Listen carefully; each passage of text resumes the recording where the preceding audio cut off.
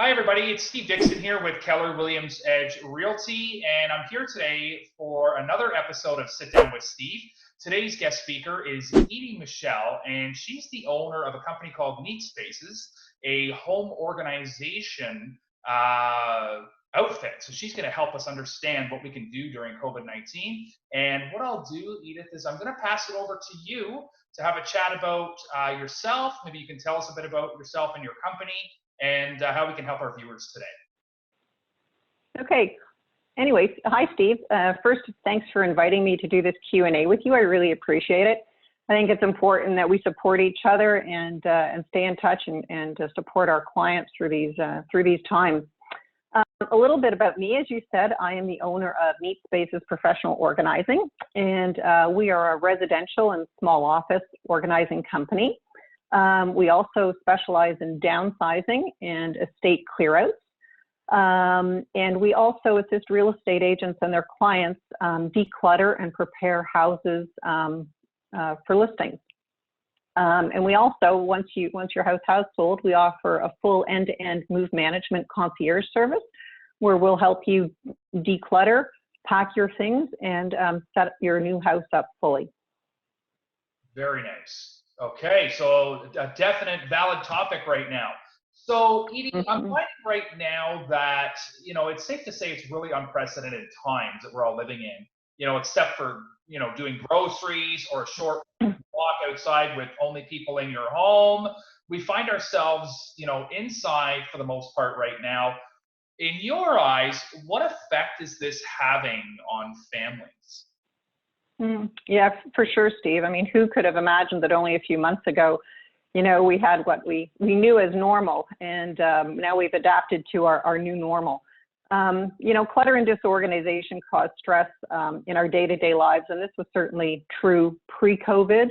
With a cluttered environment, you always have that nagging to-do list that haunts you.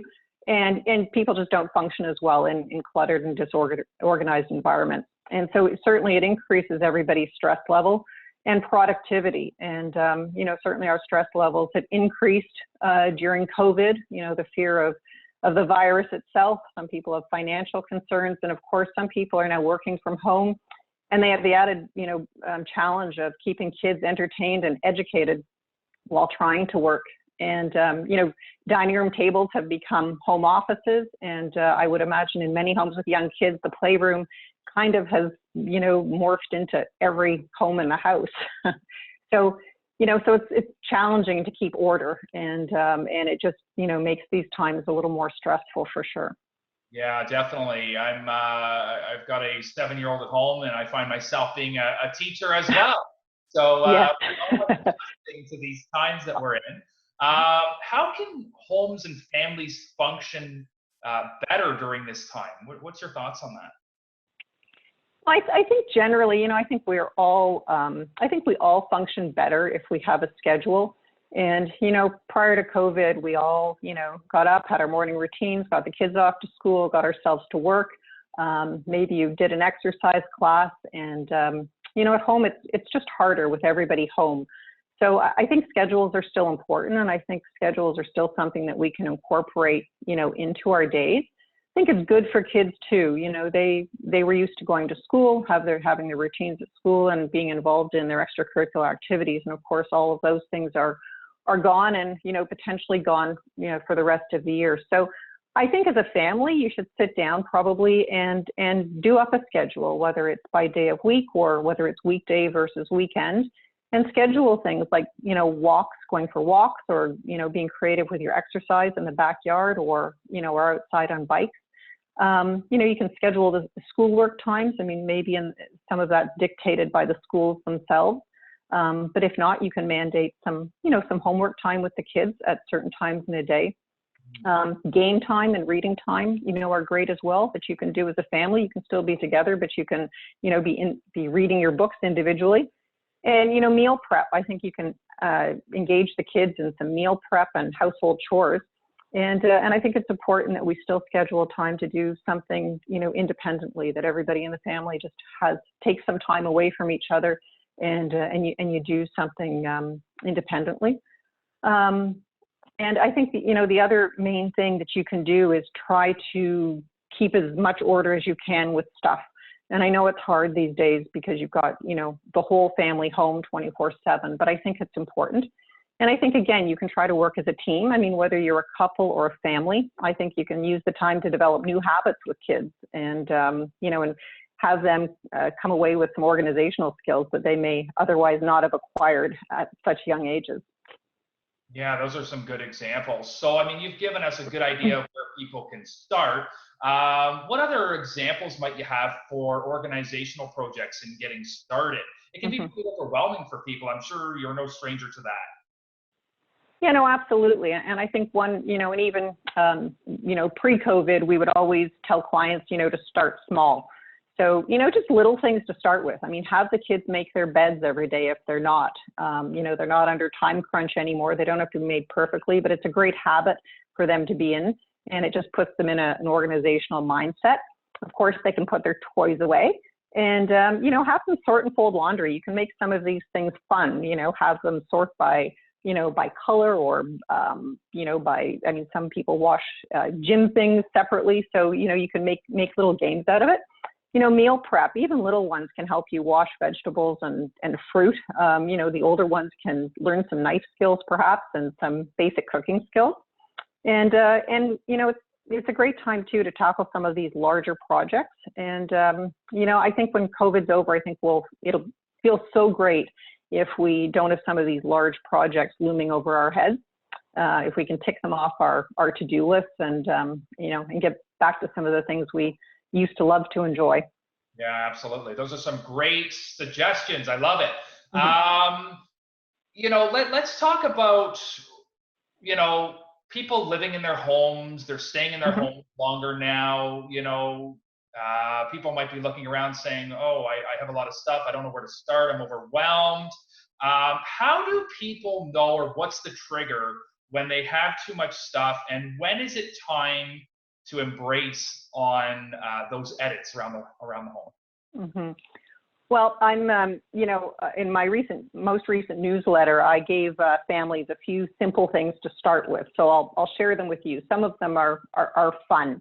And as I said earlier, if you start small, you get an instant sense of accomplishment and you're eager to go on to the next thing.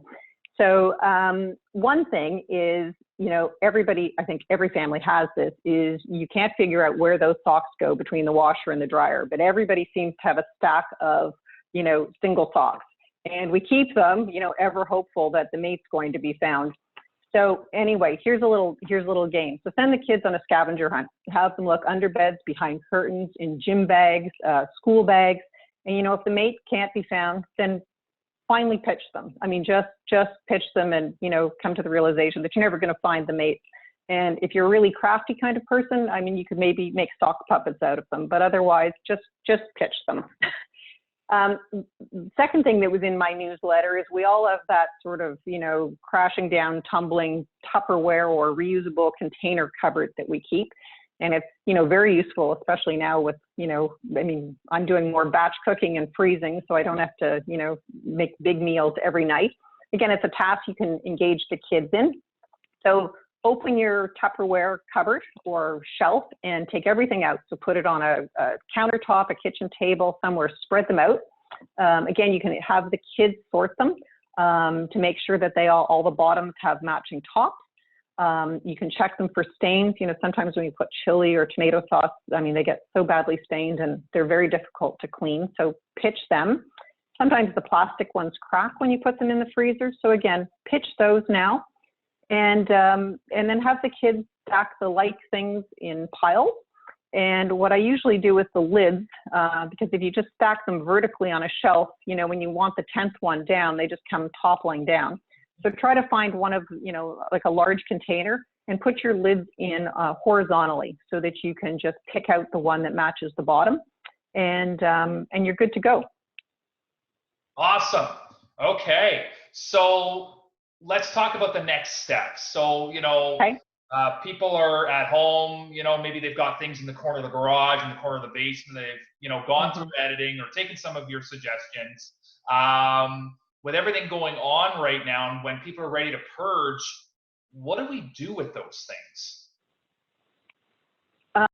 Yeah, I mean, let's face it, Steve. I mean, life's busy, and even the most organized person has digital. I mean, we all have digital clutter now too, but we all have digital and tangible clutter buildup. We all have an inventory of promotional gifts that we've won at events or, golf tournaments. We have our travel mementos. We have clothes we don't like or they don't fit anymore, nostalgic items. If you're a baby boomer or an adult child, you might have family heirlooms that you feel guilty about parting with. And of course, we all have clothes that we keep, just in case, even though they're dated or they don't fit anymore. And as I said earlier, clutter and disorganization, are stressful. And some people get stuck just not knowing where to start, really. And they feel overwhelmed. I think you said that earlier, that people just, simply feel overwhelmed by it. And people often feel judged. And I think you just, you can't hold on to that. We all have different skills, and, just being organized every day isn't everybody's thing. So, don't put judgment on yourself. Just, let's tackle it a little bit at a time. Have that approach, and you'll get through it. You'll make some strides. Those are great suggestions. So do you have any other suggestions for what mature couples or baby boomers can do if downsizing is on their mind in the future? What can they do now to prepare for that down the road once things settle down a bit? Yeah, first I'm just gonna share with you, a few things. Baby boomers and downsizers can certainly do these things, and I think all of us can do these things. A little simple digital edit. If you're like me, your inbox and your email just becomes so cluttered. We subscribe to newsletters and ads and articles, and we just never get around to reading them. So if you take some time and unsubscribe to some of those newsletters or those articles that you're receiving, that's just causing clutter. That's one thing. You can also set up automatic responses to emails. So if you have digital bills coming in from Hydro, for example, you can program your inbox so that they automatically go into a file. So they're easy to find, and they don't, as I said, they don't clutter your day-to-day inbox. I always have a file on email for my current tax year, for example. So if I make a donation to something or I get a receipt that I want to store, I automatically file it into my current tax year so that, come the spring when I'm preparing my taxes for the last year, they're all right there. Another little digital edit that we can all do, we all have our phones in our hands way too much. Edit some of the pictures. First of all, they take up a ton of storage room. Sometimes when your kids grab your phone, they take 20 pictures of the same thing to get that perfect shot. So, delete the ones that don't make the cut and store the others in folders, whether it's by occasion, by year, whatever speaks to you. And of course, make sure you take time to ensure that they're backed up in the cloud these days. Other things, seasonal items, although we were commenting earlier that we both saw snow this morning, but it is almost the middle of May, and it's time you can take on some seasonal projects. So one thing is, your front hall closet or your mudroom. If you're a young family and you still operate with a mudroom, it's time that you can rotate some of your seasonal items. So, check them now to make sure zippers are functioning. Do the kids fit in their boots or their coats? And if not, have a recycling bag ready and, fill things in them immediately for donation, and rotate your cupboard, for, putting winter things behind and bring summer things out. And if you don't have room to store both seasons in your mudroom or your closet, then put them in bins and label the bins, wash your boots, fold your, wash your coats, and just put them in bins and tuck them away in a garage or basement for next year. And you'll find you have much more space. And another thing for right now is the playroom. No doubt it's getting lots of use these days. And, go down to the playroom or go into the playroom wherever it is, and, bring a garbage bag with you, and, maybe a box. Look for toys that are broken or have missing pieces. Ask the kids really to be, honest with themselves. If they haven't played with a toy for, the last few weeks or for a long time, then, suggest that maybe they pass it on to a family or a child who might need it. And then once the toys are in the garbage bag or the donation box, seal them up so there's no going back. And of course, we all have the clothes and shoe category. And I'm sure everybody's the same, that we really are living a lot more casually these days than we were in the past, not having to interface with people directly.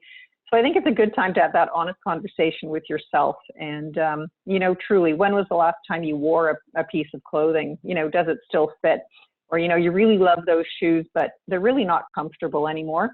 And, one suggestion I have is to have a family fashion show if you want. And, if you need help and you can't make that decision, have a fashion show and, let the family vote on things that you might want to put in the donation bag.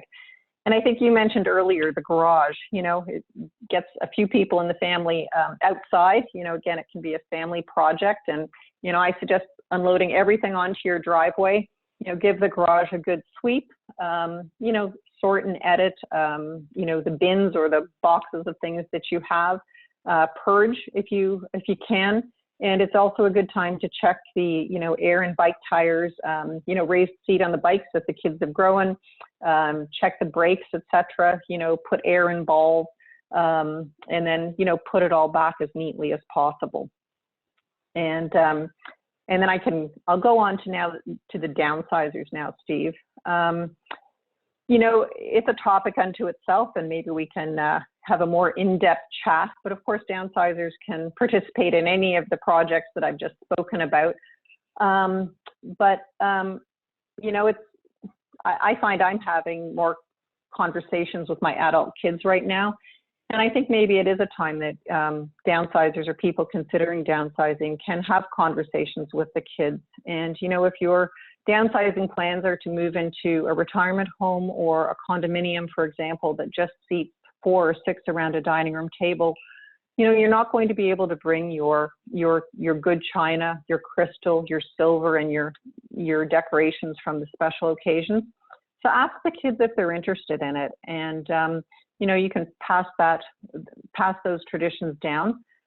And the sad thing, and this is often the hardest part of my job, is, as boomers, we have to be ready for the answer to be no. And, they may really like it, but they may be old enough to have established homes of their own already. It may not be to their taste, and they just might not have space to store things. So if they aren't interested, we help our clients to monetize things through consignment or auction if we can.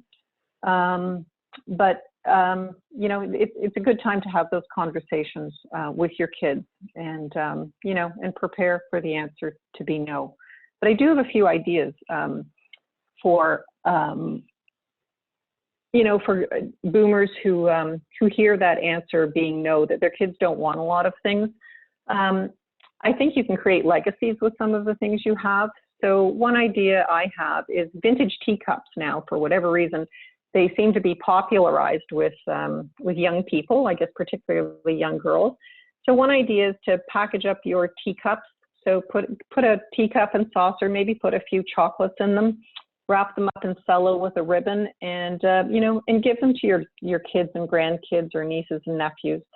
And if you have a tool room, one idea I have, and I suggest to clients quite often, is, order however many grandkids you have, for example, or kids, order that number of toolboxes and divide your tools up, screwdrivers and hammers and, drills. I mean, they don't go out of fashion. And, what a great legacy to pass down to your grandkids, to have a toolbox from grandma and grandpa.